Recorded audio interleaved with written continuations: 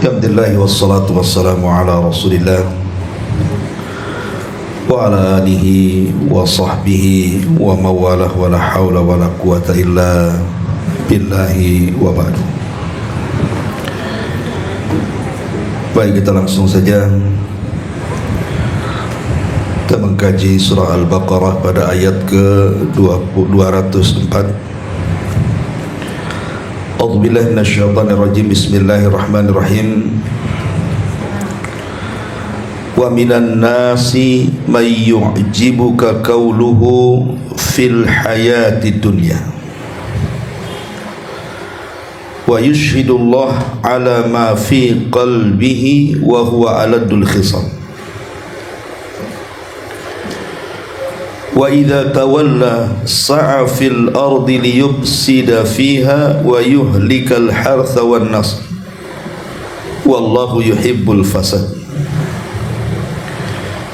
Wa idza qila lahu ittaqillaha akhadathul 'izzatu bil ithmi fahasbuhu jahannam wa la bi'sal mihad. Di antara sebagian manusia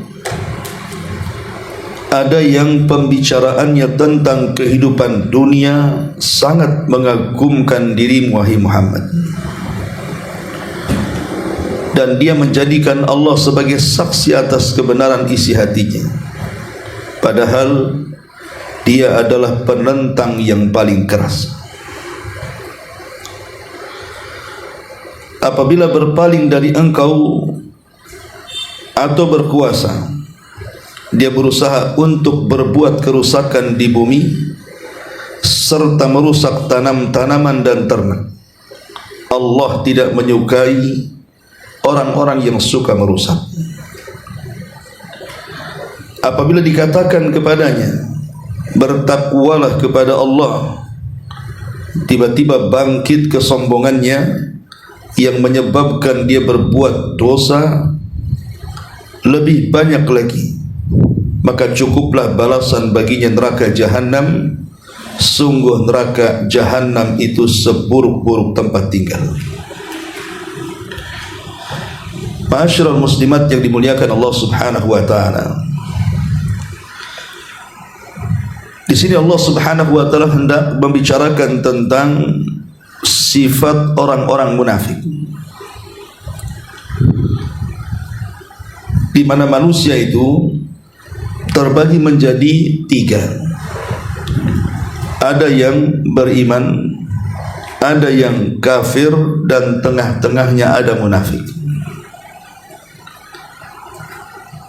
Lah di antara ciri-ciri munafik di sini Allah Subhanahu wa taala mengatakan, wa minan nas man yu'jibuka qawluhu fil hayatid dunya wa yushhidullah ala ma fi qalbihi wa huwa aladul khisam. Di antara manusia ada yang pembicaraannya tentang dunia ini sangat mengagumkan, dan dia menjadikan Allah sebagai saksinya, padahal dia adalah orang yang paling menentang keras. Ayat ini semakna dengan surah Munafikun ayat 4, di mana Allah Subhanahu wa taala mengatakan, wa idza ra'aitahum tu'jibuka ajsamuhum wa iyaqulu tasma' liqaulihim ka'annahum khushubun musannada yahsabuna kulla sayhatin 'alaihim humul aduwwu fahdharhum qatalahumullahu anna yufakun.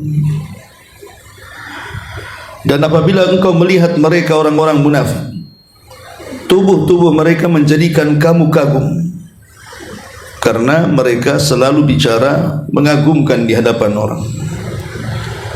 Dan jika mereka berkata, kamu mendengarkan perkataan mereka, mereka adalah seakan-akan kayu yang tersandar. Mereka mengira bahwa tiap-tiap teriakan yang keras ditujukan kepada mereka, mereka itulah musuh yang sebenarnya. Maka waspadalah terhadap mereka, semoga Allah membinasakan mereka. Bagaimanakah mereka sampai berpaling dari kebenaran? Atau semakna dengan surah Al-Munafikun Ayat yang pertama, idza ja'akal munafiquna qalu nashhadu innaka la rasulullah wallahu ya'lamu innaka la rasulu wallahu yashhadu innal munafiqina lakadzibun. Apabila orang-orang munafik datang kepadamu, mereka berkata, kami mengakui bahwa sesungguhnya kamu benar-benar Rasulullah, dan Allah mengetahui bahwa sesungguhnya kamu benar-benar Rasulullah, dan Allah mengetahui bahwa sesungguhnya orang-orang munafik itu benar-benar orang-orang yang berdusta. Karena dalam ayat ini ada asbab nuzulnya. Ada yang mengatakan bahwa ayat ini turun kepada Akhnas ibn Shuraik al-Thaqafi. Akhnas ibn Shuraik al-Thaqafi, dia seorang munafik. Jadi kalau dia datang kepada Nabi SAW selalu memuja-muji Nabi SAW. Biasa orang-orang munafik menjilat. Dia kalau datang kepada Rasul, tidak ada ucapannya kecuali hanya pujian dan pujian saja. Tapi sebenarnya di belakang Nabi SAW isi hatinya penuh dengan kebencian dan kedengkian kepada Nabi. Di depan lain, di belakang lain. Itulah orang munafik. La ilaha ula wa la ilaha ula. Tidak masuk kepada orang-orang yang beriman, tidak juga menjadi kafir. Dia tengah-tengah. Nah, di sini Allah mengatakan wa minan nas, dan min di sini maksudnya sebagian. Tidak semua manusia. Alhamdulillah. Tidak semua manusia jadi munafik, hanya sebagiannya saja. Man yu'jibuka, ada yang mengagumkan kauluhu, kata-katanya fil hayatid dunya. Sebagian para ulama mengatakan maksudnya orang-orang munafik itu kalau cerita dunia paling ahli, tapi kalau cerita soal akhirat paling non. Maksudnya kauluhu fil hayatid dunya di sini. Jadi ciri-ciri orang munafik itu kalau cerita dunia luar biasa. Entah cerita bisnis, entah cerita pengalaman dia berjalan ke sana kemari, entah cerita kekayaan, pokoknya cerita dunia dia mahirnya. Tapi kalau cerita akhirat dia tidak tahu apa-apa tuh. Itu maksudnya qauluhu fil hayatid dunya. Wa yushhidullah ala ma fi qalbihi, dan dia menjadikan Allah sebagai saksi atas kebenaran isi hatinya. Maksudnya orang-orang munafik itu suka bersumpah. Kalimat yushhid di sini artinya bersumpah. Kebiasaan orang munafik itu suka bersumpah, tetapi sumpah mereka itu di atas kedustaan. Dan ingat bahwa bersumpah untuk sebuah kedustaan dan dia tahu itu dusta, itu disebut ghamus dalam bab sumpah. Ghamus itu artinya menjerumuskan atau menenggelamkan pelakunya ke dalam neraka. Sumpah yang menenggelamkan pelakunya ke dalam neraka disebut halif al-ghamus namanya. Maksudnya halif al-ghamus itu orang yang bersumpah yang menenggelamkan orangnya ke dalam neraka adalah orang yang bersumpah atas nama Allah untuk kedustaan dan dia tahu itu dusta. Ini bahaya. Seperti mamanya seseorang mengatakan, demi Allah saya tidak begini dan begitu. Dia tahu kalau dia melakukannya, tapi dia mengingkarinya. Itulah alamatul munafikin yang disebutkan oleh Nabi SAW, bahwa alamatul munafikina thalathun. Idza haddatha kadzab. Kalau dia bicara suka dusta. Bahkan dustanya orang-orang munafik itu seperti iblis, dengan membawa-bawa sumpah atas nama Allah Subhanahu wa taala untuk kedustaan. Iblis kan begitu ketika dia menggoda Nabi Adam alaihi salatu wassalam dengan was-was biasa, tidak mempan. Akhirnya kemudian iblis pun mulai dengan cara bersumpah. Makanya Allah mengatakan wa qasamahuma inni lakuma laminan nasihin. Iblis pun bersumpah di hadapan Adam dan Hawa bahwa dirinya adalah seorang pemberi nasihat.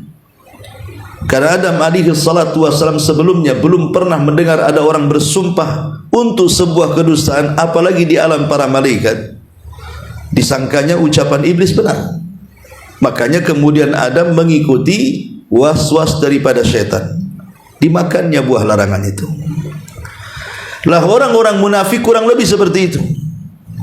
Jadi mereka mengambil nama-nama Allah Subhanahu wa taala dijadikan sumpahnya, tetapi bukan untuk menguatkan kejujuran, tapi untuk menguatkan kedustaan, dan dia tahu dia sedang berdusta.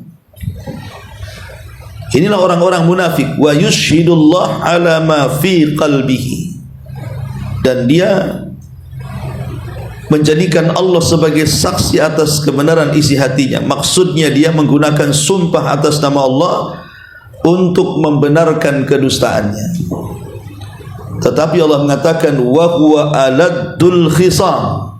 Sementara dia orang munafik itu adalah penentang yang paling keras terhadap Islam.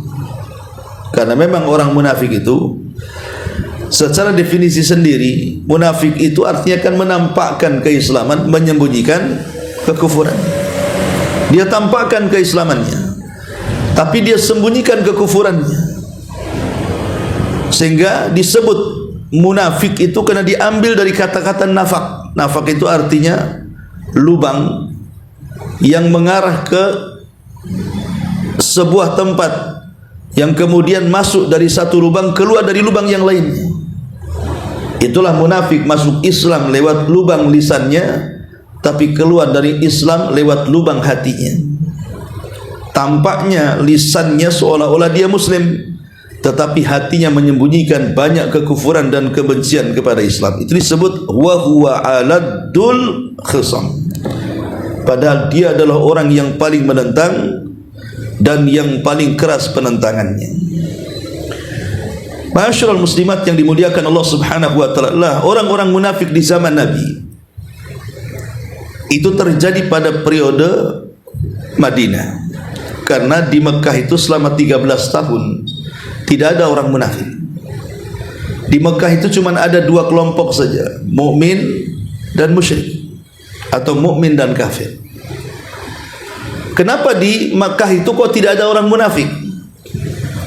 Karena kita tahu bahwa sebab orang menjadi munafik itu dikarenakan Islam kuat. Tapi kalau Islam lemah, tidak perlu lagi jadi munafik, jadi kafir sajalah. Karena Islam lagi lemah. Lah, begitulah di Mekah Islam lagi lemah, makanya tidak ada orang munafik, semua kafir. Lah ketika kemudian Nabi SAW hijrah dari Mekah ke Madinah, mulai menguat Islam di sana, apalagi setelah pertempuran Badar dimenangkan kaum muslimin, mulailah kemudian orang-orang kafir ini, kalau dia tetap di atas kekafirannya, maka terancam nyawa, jiwa dan keluarga serta hartanya. Makanya akhirnya untuk menyelamatkan nyawa, kemudian jiwa, harta dan keluarganya, harus pura-pura masuk Islam supaya selamat. Makanya di Madinah akhirnya terpecah manusia yang tadinya di Mekah hanya dua kelompok muslim dan kafir, bertambah satu kelompok lagi namanya munafik. Ma'asyiral muslimat yang dimuliakan Allah Subhanahu wa taala. Kemudian di sini Allah Subhanahu wa taala mengatakan wa idza tawalla sa'a fil ardi liyufsida fiha wa yuhlikal hartha wan nasl wallahu yuhibbul fasad. Apabila berpaling dari engkau atau berkuasa, maka dia berusaha untuk berbuat kerusakan di permukaan bumi serta merusak tanam-tanaman dan ternak-ternakan, dan Allah tidak suka dengan kerusakan. Ma'asyiral muslimat yang dimuliakan Allah Subhanahu wa taala, inilah di antara bahaya orang munafik. Mereka selalu melakukan kerusakan di permukaan bumi. Anehnya, setiap kali mereka melakukan kerusakan, mereka menganggap mereka sedang memperbaiki. Wa idza qila lahum la tufsidu fil ardi qalu innama nahnu muslihun. Jadi kalau dikatakan kepada orang munafik, jangan kalian merusak, justru mereka berkilah dan mengatakan, kami tidak sedang merusak, kami sedang memperbaiki. Begitulah mental orang-orang munafik. Mereka tidak mengakui apa yang telah mereka lakukan, dan mereka berkilah bahwa mereka sedang melakukan perbaikan, tapi hakikatnya mereka sedang merusak. Dan itulah umumnya orang-orang munafik. Apalagi di zaman sekarang kan, munafik itu sudah berani terang-terangan. Di zaman Nabi itu susah untuk diketahui mana munafik mana tidak, karena orang-orang munafik di zaman Rasul itu menutup rapi. Jangan sampai Rasul dan para sahabat tahu. Kalau bukan karena Allah yang memberitahu, Rasul tidak tahu mana munafik mana sahabat. Tapi di zaman sekarang ini terang-terangan munafik ini. Mereka merusak Islam, tapi mereka mengatakan ini bagian daripada Islam. Seperti contohnya orang-orang liberal yang mengatakan semua agama sama, semua agama pasti masuk surga, semua agama berbeda-beda jalan tapi satu tujuan, ke surga Allah Subhanahu wa taala. Dan banyak lagi perkataan mereka, dan mereka mengatakan inilah Islam yang moderat, inilah Islam yang sesungguhnya. Tapi sesungguhnya mereka sedang merusak Islam, karena tidak sama Yahudi dengan Muslim, atau dengan Islam, Nasrani dengan Islam, Hindu dengan Islam, dan begitu seterusnya. Bagaimana akan disamakan satu agama tauhid, satu agama yang tegak di atas kesyirikan? Tidak sama orang yang mengatakan Uzair anak Allah, Isa anak Allah, malaikat-malaikat putra Allah, dengan orang yang mengatakan Qul huwallahu ahad, Allahus samad, lam yalid walam yulad walam yakul lahu kufuwan. Tidak akan sama. Bagaimana akan disamakan? Yang satunya menetapkan bagi Tuhan anak, yang satu mengingkari bahwa Tuhan beranak. Ma'asyiral muslimat yang dimuliakan Allah Azza wa Jalla. Atau terang-terangan orang yang mengatakan bahwa kita ini bebas memilih semua agama. Mau Islam boleh, mau Yahudi boleh, mau Hindu boleh, Buddha boleh, terserah, kita ini bebas. Lah, kata-kata seperti ini merusak. Karena bagaimanapun Allah mengatakan inna dina indallahil Islam, agama yang paling diridhai Allah itu hanya di sisi Allah itu hanya Islam saja. Setelah kedatangan Nabi SAW, tidak layak Yahudi ataupun Nasrani memegang agama mereka, kecuali mereka harus beriman dengan Nabi kita Muhammad SAW. Jadi kata-kata seperti ini sering kita dengar. Kita bebas memilih agama. Tidak, kita tidak bebas. Kita harus memilih Islam sebagai agama kita. Ataupun mengatakan boleh seseorang itu mencampur adukan pemahaman agama kita dengan agama yang lain, toh juga sama-sama datang dari langit.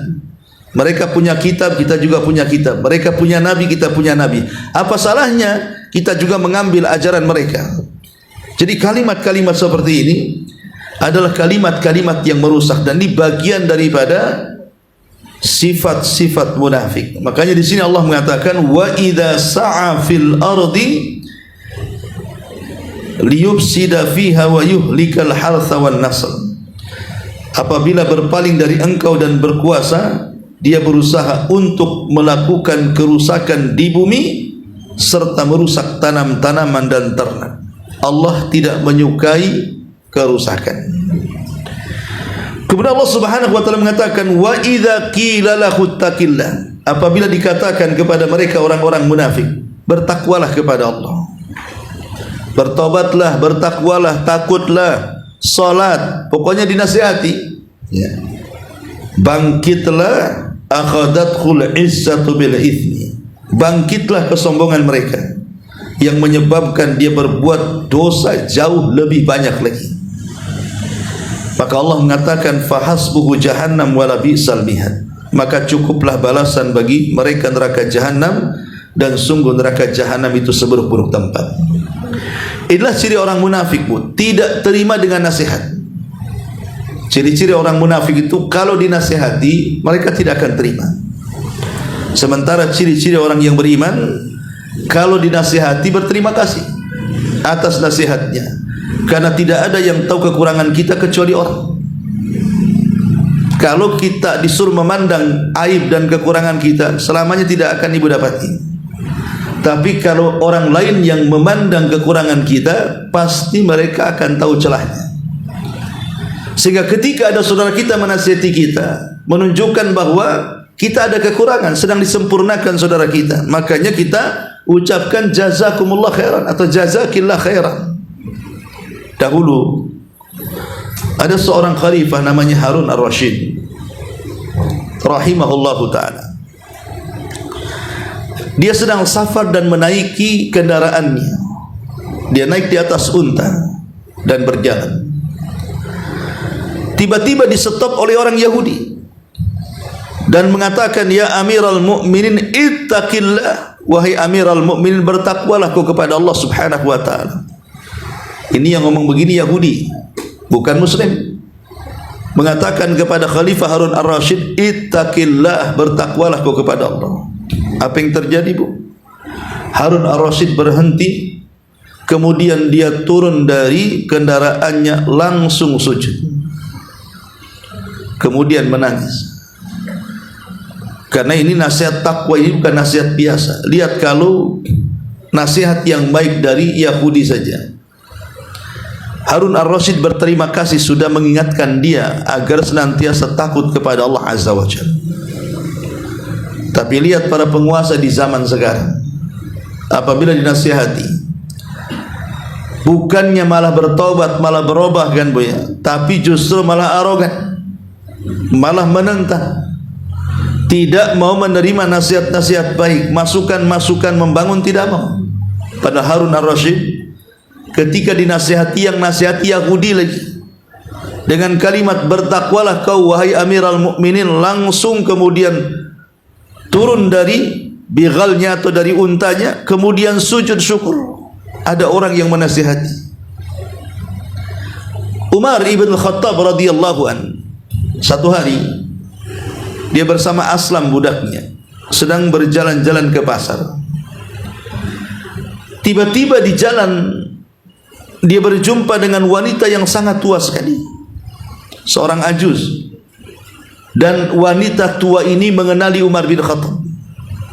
Entah kenapa wanita tua ini mengatakan, ya Umair, bukan Umar, ya Umair, dulu engkau ini anak-anak kecil yang ada di pasir ukat, lari sana lari sini. Kemudian kau menjadi Umar, kemudian kau menjadi khalifah. Ittaqullah, bertakwalah kau kepada Allah subhanahu wa ta'ala, ya Umair.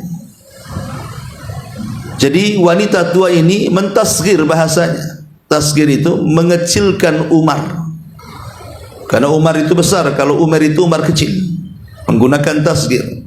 Wahai anak kecil, seolah-olah wanita tua mengatakan seperti itu. Wahai anak kecil Umar, bertakwalah kau kepada Allah subhanahu wa ta'ala. Kemudian ketika itu Umar kaget, langsung kata-kata itu menusuk dadanya, kemudian menangis. Aslam sebagai pembantunya geram kepada nenek itu, seolah-olah nenek itu sudah menyakiti dengan kata-katanya terhadap Amirul Mukminin, sehingga dia mengatakan, wahai Amirul Mukminin, biarkan aku menegurnya. Tapi Umar kemudian menarik tangan Aslam dan mengatakan, da'uha yatakallam, jangan, biarkan dia bicara. Jangan, biarkan dia bicara. Tahukah engkau siapa dia wahai Aslam? Maka Aslam mengatakan, aku tidak tahu siapa dia. Kata Umar bin Khattab radhiyallahu anhu, dialah wanita yang karena sebabnya satu surat Al-Quran turun. Dialah wanita yang karena sebabnya satu surat Al-Quran turun kepadanya. Surah Mujadilah. Surah Mujadilah turun kepada wanita itu. Siapa dia? Haulah bintu Hakim. Wanita itu adalah Haulah bintu Hakim, yang karenanya surah Al-Mujadilah satu surat turun karenanya. Maka Umar mengatakan, tahukah kamu siapa wanita itu? Wanita itu adalah wanita yang karenanya satu surat dalam Quran turun, Haulah bintu Hakim. Lihat bagaimana Umar radhiyallahu an ketika dinasihati oleh wanita tua Haulah. agar bertakwa kepada Allah Subhanahu wa taala, dia langsung meneteskan air matanya. Sadar bahwa kalimat itu menyadarkan dirinya. Memang orang itu harus dinasihati. Kalau orang tidak pernah dinasihati, apalagi dia seorang pejabat, seorang pemimpin, maka terkadang jabatan dan kepemimpinannya itu menyesatkan dia. Bukankah Allah mengatakan kalla innal insana la yatgha an ra'ahu istaghna? Terkadang manusia itu mudah melampaui batas kalau sudah dibentangkan hal-hal dunia kepadanya. Betapa banyak orang yang sebelum menjadi pemimpin baik, tapi setelah menjadi pemimpin dia orang paling bejat. Betapa banyak orang-orang yang sebelum dia kaya dia orang baik, tapi setelah dia kaya dia menjadi orang jahat. Itulah kenapa kemudian nasihat-nasihat itu penting dan harus diterima dan berterima kasih. Lah orang-orang munafik justru terbalik di sini. Wa idza qila lahu taqillah, apabila dikatakan kepada mereka bertakwalah kau kepada Allah, akhadatul izzatu bil itsmi, justru bangkit kesombongannya yang menyebabkan mereka lebih banyak lagi melakukan dosa. Bukan tobat, malah nambah dosa. Enggak terima. Ya. Makanya ingat bahwa kalau kita dinasihati kemudian kita malah sakit hati, kemudian malah mencaci maki orang yang menasihati kita, jangan-jangan masuk kepada ayat ini. Maka berterima kasihlah kalau ada orang yang berikan nasihat, karena itu bagian daripada alamat dari alamat seorang mukmin. Maka Allah Subhanahu wa taala akhiri ayatnya fahasbuhu jahannam wala bi'sal mihad. Maka cukuplah jahannam sebagai tempat mereka, dan jahannam adalah seburuk-buruk tempat tinggal bagi mereka. Ma'asyiral muslimat yang dimuliakan Allah Subhanahu wa taala, di dalam Al-Quran bukan hanya ayat ini saja yang menjelaskan tentang alamatun nifaq. Banyak di beberapa ayat yang lain. Saya sebutkan pertama, di antara sifat orang munafik adalah at-tama'u asy-syahwani. Mereka manusia yang paling tamak terhadap dunia, dan mereka manusia yang paling mengikuti syahwatnya. Jadi orang munafik adalah orang yang paling tamak terhadap dunia dan yang paling tamak terhadap mengikuti syahwatnya. Dan itu disebutkan dalam surah Al-Ahzab 32. Kemudian juga di antara sifat munafik yang merusak adalah at-takabbur wal istikbar. Sombong dan merasa besar kepala. Sombong dan merasa besar kepala. Dan itu disebutkan dalam surah Al-Munafikun ayat 5. Kemudian di antara sifatnya juga adalah istihza bi ayatillah. Suka mengolok-olok ayat-ayat Allah dan suka mengolok-olok orang-orang yang beriman. Dan itu disebutkan dalam surah At-Taubah ayat 64. Dan di antara sifatnya juga adalah diddun nas anil infak, menghalang-halangi manusia untuk berinfak. Jadi kalau ada orang membantu Islam entah mungkin membangun masjid, membangun madrasah, menolong fakir miskin, kemudian dihalang-halangi, maka orang yang menghalang-halangi manusia untuk berinfak itu alamatun nifaq, sebagaimana disebutkan dalam surah Al-Munafikun ayat 7. Kemudian juga di antara sifatnya orang munafikun adalah mereka suka membodoh-bodohkan orang-orang yang beriman. Bahkan menuduh orang-orang yang beriman itu orang bodoh, orang yang tolol. Sekarang lagi marak bahasa tolol, gara-gara tolol demo di mana-mana. Ya. Jadi orang munafik itu suka mentolol-tololkan orang, itu bahasanya. Nah di sini disebutkan hati-hati itu. Kalau bahasanya suka menganggap orang itu tolol, bodoh, gak berakal dan begitu seterusnya, maka ini ucapan orang-orang munafik. Makanya hati-hati, gara-gara ucapan itu bisa membangkitkan amarah orang. Saya kira orang yang mengucapkannya, dia tidak akan sadar bahwa akan terjadi seperti itu kepada dirinya, kan? Dia nggak tahu kalau dia itu akan seperti itu. Tapi begitulah Allah Subhanahu wa taala terkadang bisa membalikkan keadaan. Qulillahumma malikal mulki tu'til mulka man tasha wa tanzi'ul mulka mimman tasha wa tu'izzu man tasha wa tudhillu man tasha biyadikal khair. Allah lah yang memberikan kerajaan, Allah juga yang mencabutnya. Allah yang memberikan kemuliaan, Allah juga yang mencabutnya. Allah bisa mencabut dalam seketika gara-gara satu ucapan habis semuanya. Karir, harta, semuanya. Naudzubillah. Sebagaimana disebutkan dalam surah Al-Munafiqun surah Al-Baqarah ayat 13. Kemudian juga di antara sifat munafik adalah mereka lebih loyal kepada orang-orang kafir dibandingkan orang-orang yang beriman. Sebagaimana disebutkan dalam surah An-Nisa ayat 138 dan 139. Dan di antara sifat-sifat orang munafik adalah at-tarabus bil mu'minin, mengintai kelemahan orang-orang yang beriman, kemudian menginformasikan kelemahan ini kepada musuh-musuhnya. Sebagaimana disebutkan dalam surah An-Nisa 141. Kemudian di antara sifat orang munafik adalah mukhada'atullah, menipu Allah. Padahal mereka yang tertipu dan mereka malas untuk melakukan ibadah kepada Allah Subhanahu wa taala sebagaimana disebutkan dalam surah An-Nisa 142. Di antara juga sifat munafikin adalah at-tadubdub wat-taraddud. Bingung, tidak punya pendirian. Tidak gabung dengan orang yang beriman, ya tidak jadi orang kafir juga.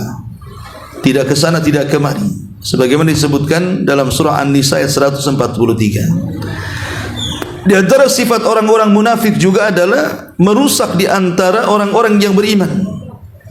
Merusak persaudaraan yang sudah terwujud di antara orang beriman, merusak keluarga orang-orang Islam, merusak orang-orang yang beriman. Sebagaimana disebutkan dalam surah At-Taubah ayat 47.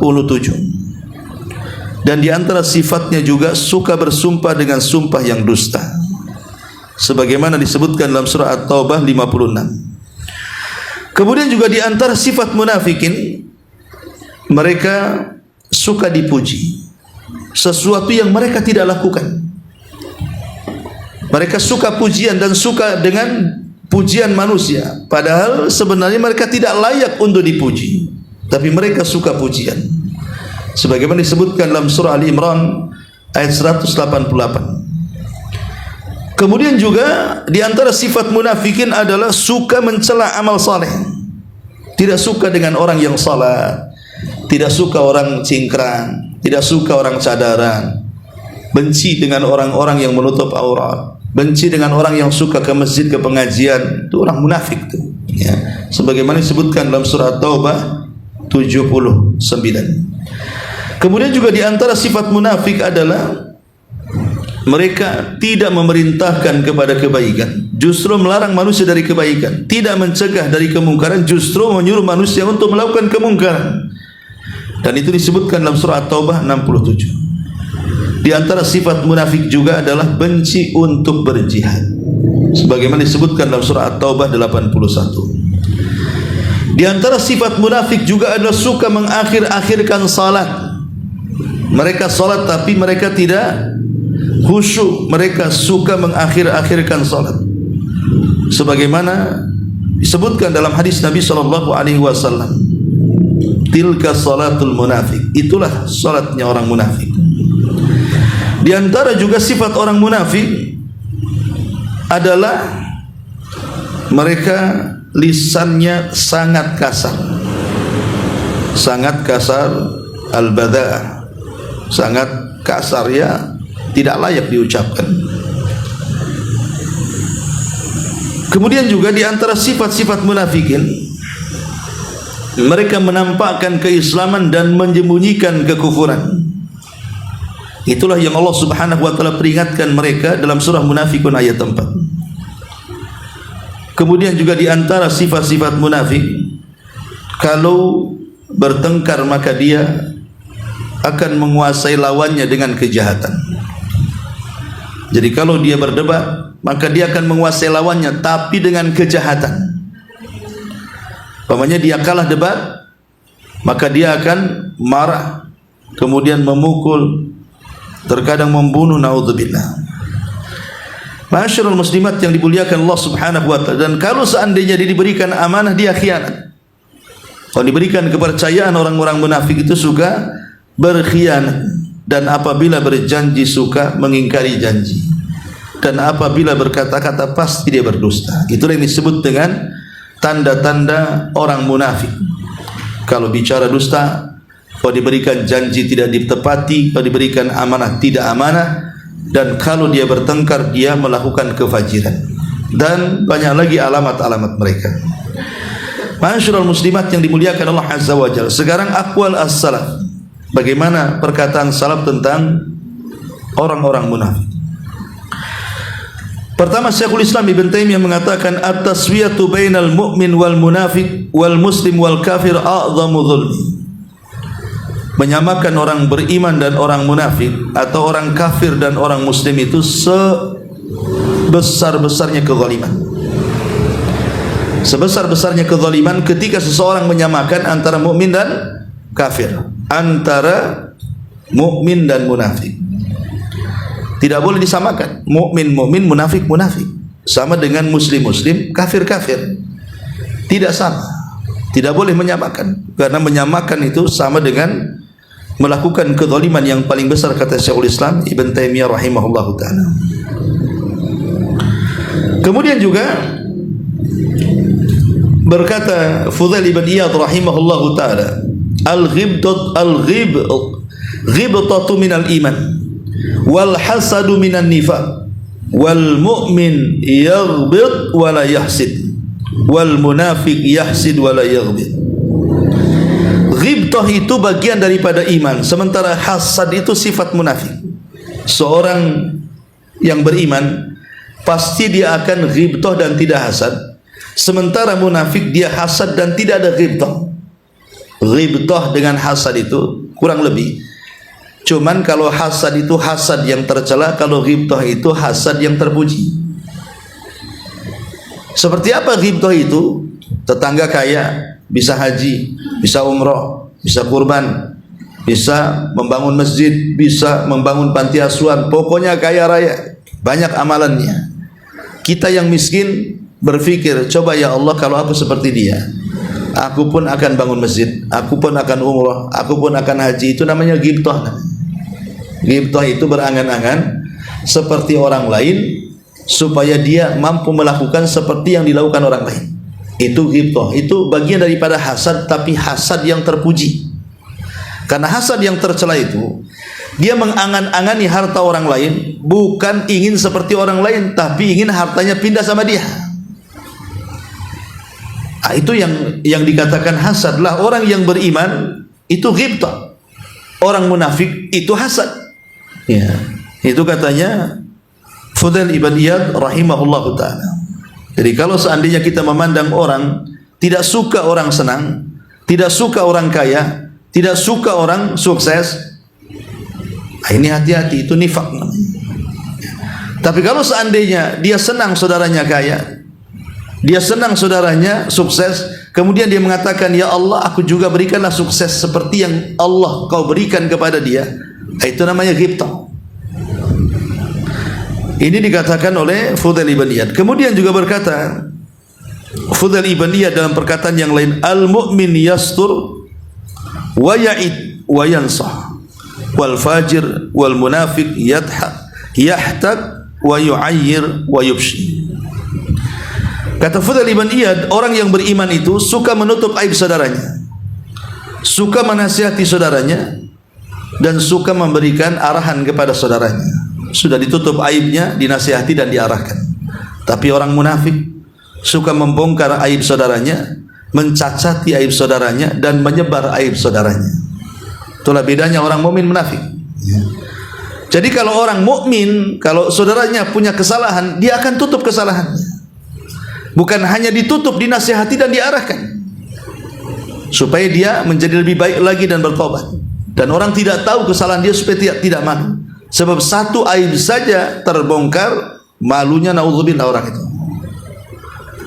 Kemudian orang munafik, kata Fudail ibn Iyad, sukanya justru tidak menutup aib, membongkar aib. Bukan hanya dibongkar, tetapi juga diburuk-burukan dan disebar-sebarkan. Maka hati-hati, ini ciri-ciri munafik namanya. Ya, suka membongkar aib saudaranya, menjelek-jelekan, bahkan sampai menyebarkan auzubillah. Kemudian berkata Sumaid ibn Ajlan al-Basri rahimahullahu ta'ala, al-munafiq yabki min ra'si fa amma min qalbihi fala. Orang munafik kalau menangis hanya sebatas di kepala, tidak sampai ke hati. Berarti tangisan pura-pura namanya. Orang munafik itu pandai melakukan acting.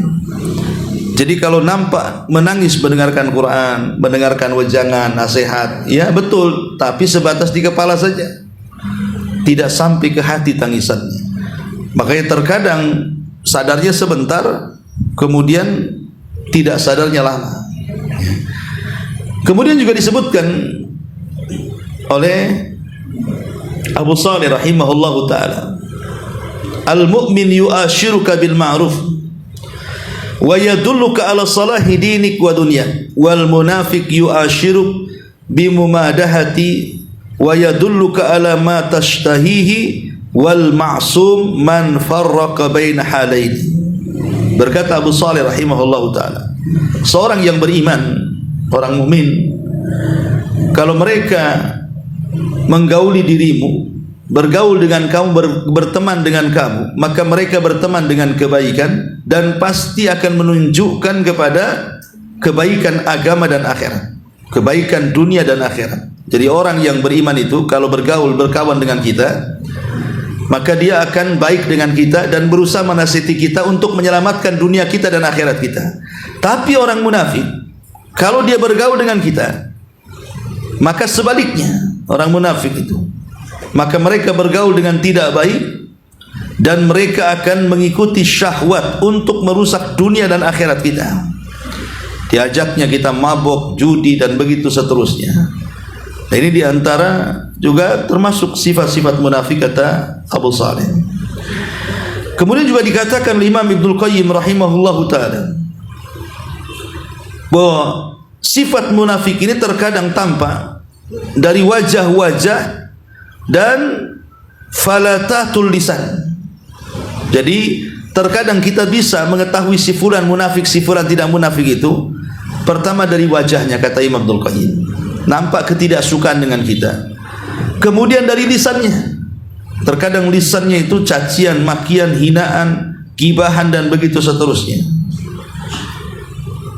Dan Imam Ghazali rahimahullahu ta'ala mengatakan bahwa man ahsanal qawla wa asa'al amala kana munafiqa.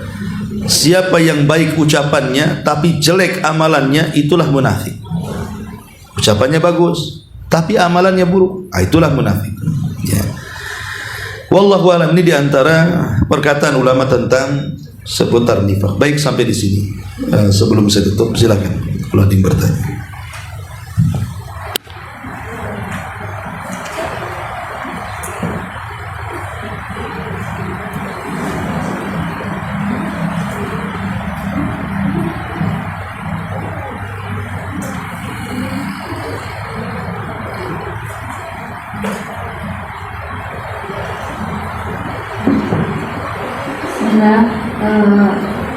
Alhamdulillah Ustaz, jazakumullah khair atas paparan ilmu yang disampaikan. Banyak yang sudah dapat kami catat dan kami rangkum, terutama tentang nasihat-nasihat yang berharga tentang orang-orang munafik.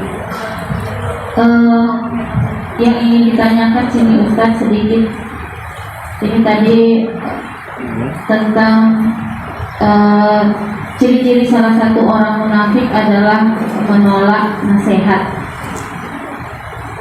Yang jadi pengalaman kita selaku anak itu biasa mengalami permasalahan dengan orang tua yang belum benar-benar, dan terkadang orang tua itu susah untuk dinasehati dan diarahkan, dan dia terkadang sombong dengan nasihat yang disampaikan oleh anak karena merasa dia lebih dewasa atau lebih berilmu. Apakah bisa disebutkan orang tua kita ini memiliki ciri-ciri munafik? Ya, alhamdulillah. Kita tahu bahwa Al-Quran itu al-ibratu bi umumil lafzi la bi khususi sabab. Ibrah dalam Quran itu mencakup umumnya lafaz, bukan khususnya sebab. Artinya ayat ini umum, siapapun yang terkena dengan ayat ini maka dia terkena sifat munafik. Jadi sifat nifak ini bisa terkena siapa saja. Tapi kan karena sifat-sifatnya kan banyak munafik.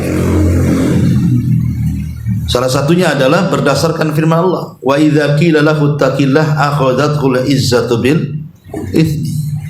Kalau dikatakan kepada mereka bertakwa kepada Allah, berubah, salat, jangan melakukan dosa, kau sudah tua, dan begitu seterusnya. Malah kemudian sombong, marah, menolak nasihat, dan begitu seterusnya. Iya, dia termasuk orang tua yang memiliki sifat nifak. Memiliki sifat nifak.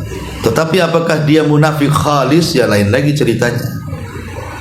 Ya, karena munafik khalis ataupun murni munafik itu kalau terkumpul beberapa sifat. Ya, kalau satu saja, ya dia terkena sifat munafik itu saja. Tapi apakah dia munafik? Ya, ini dibawa kemana kalimat nifak ini? Karena kan ada dua macam munafik itu. Ada yang pertama yang paling bahaya disebut munafik al-i'tiqad. Itu bisa kufur. Bahkan nerakanya lebih dalam dibandingkan orang kafir. Munafik i'tiqad ini, munafik keyakinan. Inilah yang terjadi di zaman Nabi. Pura-pura masuk Islam tapi menghancurkan Islam. Lisannya nampak manis dengan Islam tapi hatinya benci. Itu namanya munafik keyakinan, membenci Islam dalam hatinya. Ini bukan munafik, ini kafir. Kafir bertopeng, munafik. Sehingga nerakanya lebih dalam dibandingkan orang kafir asli. Yang Allah katakan innal munafiqina fi darkil asfali minan nar. Orang munafik itu diintip neraka yang paling dalam. Adapun yang kedua, ada munafik al-amal namanya. Munafik amal. Munafik amal itu tidak keluar dari Islam.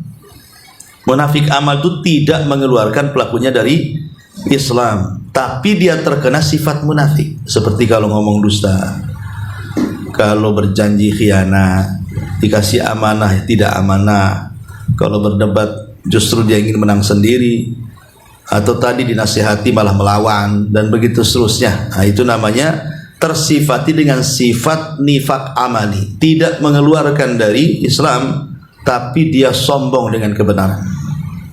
Ya.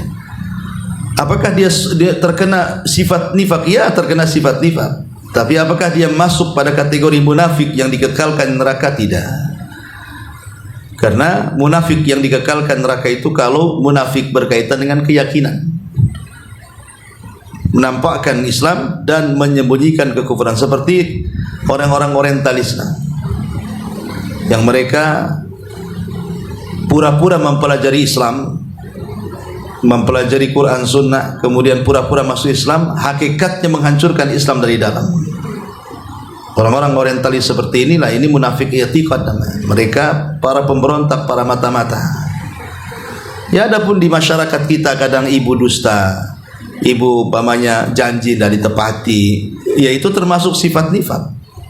Tapi bukan kemudian dikatakan ibu munafik. Ya, gara-gara ngomong dusta, dasar munafik kan gitu. Ibu ini terkena sifat nifak. Beda. Terkena sifat nifak dengan ibu ini munafik, beda. Kalau munafik kan bulat-bulat tuh. Kalau sifat kan bagian kecilnya saja. Wallahu a'lam. Ini ada pertanyaan masuk, Ustaz. Assalamualaikum Ustaz, barakallahu fiik. Semoga Ustaz dan keluarga selalu dalam lindungan Allah Subhanahu wa taala. Amin.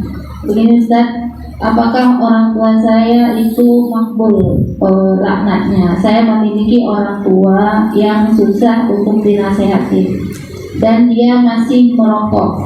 Sepertinya orang tuanya laki-laki, Ustaz. Dan ketika dia meminta uang, saya tidak memberi, maka ayah saya itu selalu melaknat dan mengatakan saya anak durhaka. Padahal tujuan saya agar dia tidak terkena penyakit. Bagaimana Ustaz? Apa yang harus saya lakukan? Apakah terus saya memberikan apa yang diminta oleh orang tua saya, sementara saya tahu hukum haramnya rokok? karena saya khawatir dengan laknatnya, atau saya tetap menghentikan suplai uang ke beliau dengan niat saya ingin berbakti kepada anaknya? Mana yang harus saya lakukan, Ustaz? Jazakallahu khairan. Iya, alhamdulillah. Ketaatan kepada orang tua itu bagian ketaatan kepada Allah Subhanahu wa taala. Ridallah fi ridal walidaini wa sukhtuhu fi sukhtihima. Redanya Allah ditentukan dengan redanya orang tua, dan murkanya Allah ditentukan dengan murkanya orang tua. Tapi ingat, ada hadis yang mengatakan la ta'ata li makhlukin fi ma'siyatil khaliq. Tidak ada ketaatan kepada makhluk, siapapun makhluknya, kalau dalam rangka bermaksiat kepada Allah Subhanahu wa taala. Kita wajib taat dengan orang tua. Tetapi kalau perintahnya bermaksiat, maka tidak wajib taat. Tidak wajib taat kepada orang tua kalau dia merintahkan kepada yang menyelisihi perkara-perkara Allah, perintah-perintah Allah. Tidak boleh. Sudah betul sikapnya, jangan dituruti. Ya. Karena kalau seandainya terus dituruti, sampai kapan kemudian dia berhenti dari kemaksiatan? Maka tetap kita berbuat baik dengan orang tua. Karena ingat dalam Quran, dalam surah Luqman itu, ketika orang tua Sa'ad bin Abi Waqqas tidak mau masuk Islam, sampai kemudian mengancam untuk bunuh diri kalau Sa'ad ini tidak masuk ke dalam agama nenek moyangnya kembali. Tapi Sa'ad tidak mau, sampai turun surah Luqman, wa in jahadaka ala an tusyrika bima laysa laka bihi ilmun fala tuti'huma wa sahibhuma fid dunya ma'rufa. Kalau orang tua memerintahkan kamu untuk melakukan kesyirikan, jangan kau taati, tetapi tetaplah berbuat baik dengan orang tua sebaik mungkin, sekalipun mereka kafir. Tetap berbuat baik. Apalagi orang tua kita muslim. Sekalipun orang tua kita kafir dan dia memerintahkan kita untuk murtad, tetap kita disuruh berbuat baik kepada orang tua, apalagi dia muslim. Kalau hanya kemudian dia meminta sesuatu, kemudian kita tidak kasih karena untuk kemaksiatan, akhirnya dia mencaci, memaki, melaknat dan begitu seterusnya, ya ini bagian daripada ladang pahala. Anak harus sabar, kemudian cari cara, ya cari cara untuk supaya orang tua hatinya luluh. Ya, bagaimana caranya supaya luluh orang tuanya? Ya, dia pandai-pandai dialah cari cara. Karena bagaimanapun kalau orang tua masih hidup, bersyukur. Karena disitulah kita mendapatkan banyak pahala sabar. Karena terkadang orang tua kita ini kalau sudah tua ngomongnya nggak jelas kan, itu ya, nyakitin hati kadang-kadang. Nah, kemudian juga di situ kita dapat selain pahala sabar juga pahala syukur, kita bisa berbuat baik. Orang tua kita masih dapat. Jadi banyak pahala yang didapati bagi orang tua yang masih hidup. Bersyukur kalau masih orang tua masih hidup. Ya, walaupun dia jahat, walaupun dia ahli maksiat, justru itu ladang pahala bagi anak tuh. Bagaimana caranya seorang anak bisa memperbaiki orang tua, itu PR dia. Karena semakin orang anak berpikir keras untuk memperbaiki orang tuanya, maka semakin dekat dia dengan surganya. Karena dia ada niat baik untuk mengajak orang tuanya ke surga masalahnya. Tapi semakin cuek anak kepada orang tua, terserahlah. Antem-antem mau apa, mau mabok, mau apa, mau judi, terserahlah. Mati-matilah kan gitu. Nah, itu anak durhaka itu namanya. Itu membiarkan orang tuanya suruh masuk neraka. Mari dorong-dorong, kasih modal pula. Ya, jadi kalau memang orang tua seperti itu menolak keinginan orang tua, ya sudah pas. Tapi bagaimanapun tetap cari cara lain untuk membanggakan orang tua. Ataupun kalau dia kemudian terus seperti itu, ya kita memberi kepada orang tua bukan untuk niat itu. Namanya orang tua itu suka judi, suka mabok, gitu kan. Kalau nggak dikasih duit, mabok. Kapan kalau dikasih duit mabok, kalau nggak dikasih marah-marah, maki-maki, bisa sampai mengeluarkan kata-kata dan begitu seterusnya. Maka nggak apa-apa kita kasih uang, tapi kita katakan bukan untuk itu, supaya kita lepas dari dosanya. Pamannya ini Pak untuk beli beras, ya ini untuk beli pakaian, ini ngumpulinlah untuk umroh, untuk apa? Ya. Artinya kan anak memberi untuk yang baik sebenarnya kan. Tapi kalau umpamanya orang tua menggunakan tuh lain lagi ceritanya. Karena tujuan kita itu bukan itu. Supaya kita terlepas dari dosanya, maksudnya kan itu. Kalaupun harus dikasih. Karena terkadang ada orang tua kalau nggak dikasih uang sama anaknya itu justru madorotnya lebih besar dibandingkan maslahatnya. Maka kita harus lihat reaksi orang tua. Kalau sampai gara-gara nggak dikasih uang untuk beli apa tadi namanya rokok, kemudian sampai memaki melaknat, ini kan madorotnya lebih besar. Ya sudah, kasih saja. Kalau memang sampai seperti apalagi sampai menyakiti, memukul, melaknat ataupun mengancam untuk putus hubungan anak bapak, ini kan bahaya. Tapi kita ngasih itu dikurangi kemudian, karena kemaksiatan itu kalau tidak bisa ditinggalkan ya dikurangi lah. Dikurangi, biasa ngirim 1 juta, kasihlah sedikit sekarang kan. Kemudian niatkan bukan untuk itu. Ya, karena Islam itu bagaimanapun dibangun di atas maslahat dan mafsadah. Kita harus mengukur maslahatnya seperti apa, madaratnya seperti apa. Ini kalau saya tahan, madaratnya lebih baik atau maslahatnya kurang, atau maslahatnya lebih baik atau madaratnya kurang. Lihat kan hari-hari kita berinteraksi dengan orang tua. Kok ini makin jahat orang tua ini setelah diberhentikan, berarti madaratnya lebih besar. Ya sudahlah, kasih lagi saja. Sambil dinasihati, kasih waktu beberapa tahun ke depan. Sambil ngasih, sambil nasihati. Wallahu a'lam. Ini satu lagi, Ustaz. Iya. Assalamualaikum Ustaz, ini ada titipan pertanyaan. Gimana jika seorang anak mengatakan orang tuanya munafik hanya karena melihat khilaf? Apakah salah jika orang tuanya tidak memaafkan anak melakukannya karena khilaf? Itu katanya Ustaz. Anaknya ngomong sama orang tuanya munafik. Iya, sepertinya. Terus orang tuanya nggak mau maafin anaknya. Iya. Gara-gara ucapan munafik itu. Iya. Iya. Ya sebenarnya salah dua-duanya, anak salah ya orang tua juga salah. Ya anak salah karena berani menjasi orang tuanya munafik. Sekalipun dia munafik ya jangan ditunjuk-tunjuk kau munafik kan gitu. Nggak boleh menyakiti orang tua walaupun sebenarnya dia salah. Dan orang tua pun ya harus nampak kewibawaannya bahwa orang tua itu mudah memaafkan anaknya. Ya, harusnya dua-duanya kan saling memberikan manfaat. Itulah dalam Islam seperti itu. Harusnya seperti itu. Tapi ada kalanya satu hari seorang syekh bercerita. Jadi ada orang tua usianya sekitar 80 tahun. Berkelas dengan anaknya itu usianya hampir 50 tahun. Sama-sama sudah tua. Ya, ibunya 80 tahun. Anaknya sudah mau dekat 50, kan sudah sama-sama tua tuh anak sama ibu tuh. Berkelas. Tidak mau anaknya itu keras dengan orang tuanya. Entah masalahnya apa, pokoknya musuhan antara anak dan orang tua ini. Jadi namanya keibuan, walaupun bagaimanapun mungkin anaknya yang salah. Jadi ibu ini datang ke salah satu syekh dan mengatakan, ya syekh, bisa bantu saya enggak? Kata saya, apa yang bisa saya bantu hai ibu? Dia mengatakan, saya ada masalah dengan anak saya. Bisa enggak kau datang denganku kepada anak saya dan kau nasihati dia agar menyudahi semua konflik keluarga ini. Karena niatnya baik si ibu ini, apalagi sudah tua hampir 80 tahunan gitu. Maka oleh syekh diajak, kalau begitu ayo antar di mana rumah anak. Akhirnya sama syekh diajak ibu ini ke rumah anaknya. Ya anaknya sudah hampir tua juga, sudah 50-an juga. Ketika ketemu, ibunya minta maaf agar disudahi konflik keluarga.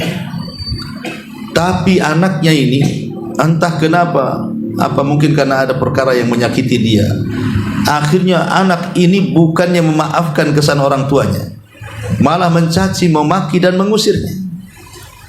Makin sakitlah hati orang tua, niat baik minta maaf, tetapi kemudian justru malah mendapatkan cacian makian. Maka dia hanya bisa menangis. Ya. Tapi karena tidak tahan dicaci maki, niat baik malah dicaci maki, terucaplah kalimat doa yang tidak baik dan mengatakan, ya Rabb, karena anakku sudah merobek hatiku dan sudah membakar lubuk hatiku, maka robek dan bakarlah hatinya. Kemudian pergi sama syekh ini. Padahal saya sudah berusaha nasihati anak itu, tapi anak itu memang sudah keras kepala, sudah kerasukan setan atau apa mungkin ya, mau maafkan orang tuanya. Lah selang beberapa hari dari peristiwa itu, disitulah anak laki-laki ini tiba-tiba mengalami sakit dada yang luar biasa, panas seolah-olah terbakar, pokoknya tidak bisa tidur beberapa hari, dadanya kayak ada api terbakar gitu ya. Maka dia teringat dengan ucapan orang tuanya sebelum pergi, karena engkau sudah membakar hatiku, maka semoga Allah bakar hatimu juga kan. Akhirnya dia baru teringat ucapan orang tuanya, langsung mendatangi rumah orang tuanya yang hendak minta maaf, tapi orang tuanya tak mau memaafkan. Sekarang terbalik ya, tutup rapat pintunya, tidak mau. Akhirnya anak ini bingung, datang ke syekh yang ngantar kemarin, minta agar syekh ini datang kepada orang tua memaafkannya. Akhirnya syekh ini berusaha membujuk, namanya orang sudah tua, digituin yang mungkin juga nggak terima kan itu. Tapi dengan kebaikan syekh ini, kepiawaian dia merayu orang tua, akhirnya ikut memaafkan. Sejak itulah pas orang tuanya maafkan, hilang tuh perasaan sakit di dada anak itu, yang terasa panas seolah terbakar ya. Nah ini satu gambaran di masyarakat Arab kan. Terkadang di sana saja seperti itu, ada anak yang berkonflik dengan orang tuanya dan tidak memaafkannya. Itu di sana gitu ya. Yang jelas banyak para ulama, ada Mekah, ada Madinah di sana kan. Apalagi di tempat kita yang jauh dari Mekah, yang jauh dari ulama, yang mungkin konflik antara anak dan orang tua itu sudah terbiasa. Bahkan sampai memutus silaturahim, bahkan sampai tidak mau berhubungan. Bahkan lebih daripada itu, sampai menyakiti, bahkan sampai membunuh, naudzubillah. Ya, makanya saya nasihati kepada ibu tadi ya kalau memang dia telah tersakiti gara-gara munafik, apalagi alasan anaknya sudah jelas khilaf. Kata anaknya kan khilaf, dia mengatakan seperti itu. Ya sudah, terima saja alasannya. Karena kan anaknya sudah ngaku salah, dia mengatakan khilaf, ya sudah khilaf. Artinya memaafkanlah, jangan sampai tidak dimaafkan. Boleh jadi terkadang setelah konflik seperti ini Allah akan mencarikan jalan keluarnya justru terkadang hubungannya akan jauh lebih baik dibandingkan sebelumnya. Wallahu a'lam. Tadi itu alasannya ibunya tidak memaafkan, ini masuk lagi WA-nya Ustaz. Karena si anak kata dituduh oleh orang tua, dianggap oleh orang tua sedang membuka aib keluarga dan aib orang tua, makanya orang tuanya tidak ingin memaafkan. Iya, alhamdulillah, berarti memang orang tuanya masih keras hatinya ya. Allah saja Ghafur, Maha Pengampun. Masa makhluknya tidak mau mengampuni manusia lainnya, apalagi itu anaknya. Mengampuni tidak harus berdamai. Mengampuni itu tidak harus berdamai, artinya tidak harus ketemu. Karena sudah benci, mamanya ibu berkonflik dengan tetangga ya. Ibu sudah mengikhlaskan, udahlah tidak apa-apa, tapi saya tidak mau ketemu dia, nggak masalah. Karena kalau ketemu nanti kebayang lagi, sama dengan Nabi SAW ketika melihat Wahsy, karena dia membunuh Hamzah walaupun dia masuk Islam. Tapi Rasul kalau memandang wajah Wahsy teringat Hamzah lagi, keluar lagi panasnya kan itu hatinya kan. Maka dia mengatakan, ya Wahsy, kalau engkau hadir di majelisku, kau duduk paling belakang, jangan kulihat wajahmu, katanya. Itu Nabi manusiawi kan. Nabi juga kalau melihat Wahsy ingat Hamzah. Hamzah paman yang dicintai dia, meninggal sama Wahsy, ditusuk kan gitu. Tahu-tahu yang bunuhnya masuk Islam ya. Lah terkadang kita bisa memaafkan tapi tidak mau ketemu kan gitu ya. Ya tetap kita maafkanlah orang tua sama anaknya. Ya, tapi kalau soal urusan harus ketemu enggak, kalau sementara waktu ya jangan dulu. Ya sudah, saya maafkan. Ya. Sebagai orang tua wajib memaafkan anaknya, berikan kesempatan. Karena siapa tahu di antara nanti anak dari anaknya itulah yang menyelamatkan dia. Kita tidak tahu. Mungkin anak kita yang punya anak lagi, cucunya berarti jatuhnya. Rupanya kita punya cucu soleh dan soleha pula. Dia mendoakan kita sebagai kakek neneknya. Kalau seandainya kita benci dengan anak kita, maka nanti anak kita menanamkan kebencian kepada anak-anaknya. Cuman mau doakan baik sama neneknya itu nanti. Ingat masa depan, bukan hidup di dunia saja. Ada kehidupan setelah kematian juga. Kita kalau sudah mati, yang kita hajatkan orang hidup. Ya, kalaupun seandainya tidak bisa dimaafkan sekaligus, maka pelan-pelanlah. Karena terkadang memang untuk merubah hati manusia itu memang bukan perkara mudah. Kalau ada piring kotor dikasih sunlight saja bisa tuh bersih. Tapi kalau sudah hati yang tersakiti mau dibersihkan, tidak bisa minum sunlight, mati. Ya memang harus pelan-pelan kan. Terbiasa harus pelan-pelan, maafin sampai melihat keseriusan anaknya memperbaiki, itu saja. Kan ini kan kesempatan bagi orang tua untuk mendidik anak sebenarnya kan. Baik saya maafkan, tapi saya lihat keseriusan kamu berubah. Ini kesempatan juga. Nanti kan berjalannya waktu nampak anak ini memang minta maafnya tulus atau tidak, mau berubah atau tidak, kan nampak kesehariannya nanti. Itu juga dijadikan ajang mendidik anak ya. Wallahu a'lam. Satu lagi Ustaz, Iya. seperti ini pertanyaan yang terakhir. Bismillah, Assalamualaikum Ustaz, Barakallahu Fiik. Ustaz, saya ingin bertanya mengenai ciri-ciri tadi orang munafik yang loyal dengan orang kafir dan benci dengan orang Islam. Pertanyaan saya begini Ustaz, saya memiliki ibu yang masih kafir, dulunya Chinese, dan saya selalu memberikan bantuan kepada ibu saya yang orang kafir, sementara saya punya saudari juga sudah masuk Islam, yang ekonominya juga rendah, tapi saya lebih mendahulukan ibu saya. Apakah saya termasuk orang munafik Ustaz karena lebih loyal dengan orang kafir ketimbang dengan orang muslim? Demikian. Ya, alhamdulillah. Loyal dengan orang tua bukan karena kekafirannya, karena dia orang tua kita, tidak ada masalah. Boleh jadi itu sebab hidayah orang tua. Mungkin hidayah itu tidak langsung dia masuk Islam, tapi minimalnya dia tidak menganggap Islam itu negatif. Boleh jadi dia menganggap bahwa Islam jauh lebih baik dibandingkan agamanya.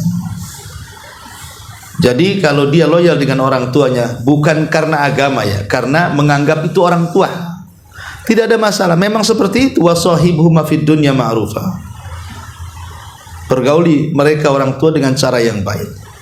Kita tidak boleh mengurang hak mereka tentang dunia walaupun mereka kafir. Kalau orang tua ya, berbuat baik kepada orang tua itu walaupun dia kafir, tidak boleh mengurangi hak dunia mereka. Kalau mereka tidak punya rumah, anak harus kasih rumah. Kalau mereka tidak punya pakaian, anak harus beri pakaian walaupun dia beda agama. Hak mereka tidak terputus. Tapi di akhirat hak mereka terputus. Dua anak tidak berlaku kepada orang tua kafir. Kemudian warisan anak tidak berlaku kepada orang kafir. Kemudian syafaat anak tidak berlaku kepada orang kafir. Pokoknya kalau urusan akhirat terputus sampai di situ. Tapi kalau hak kita sebagai anak kepada orang tua, apalagi itu orang tua kandung, ya memang sudah sewajarnya kita ini memberikan apapun yang mereka kehendaki supaya bagian daripada dakwah. Ya tadi saya katakan minimalnya walaupun mereka tidak masuk Islam, tapi tidak menganggap Islam itu jahat, tidak menganggap Islam itu negatif ya. Kecuali kalau ya tadi ada sikap loyalnya ya, karena lain lagi itu ceritanya, itu kan urusan hati. Loyalitas kan urusan hati. Kita tidak tahu menilai orang itu loyal kepada orang kafir atau tidak kan. Itu urusan hati. Wala wal bara itu. Wallahu a'lam.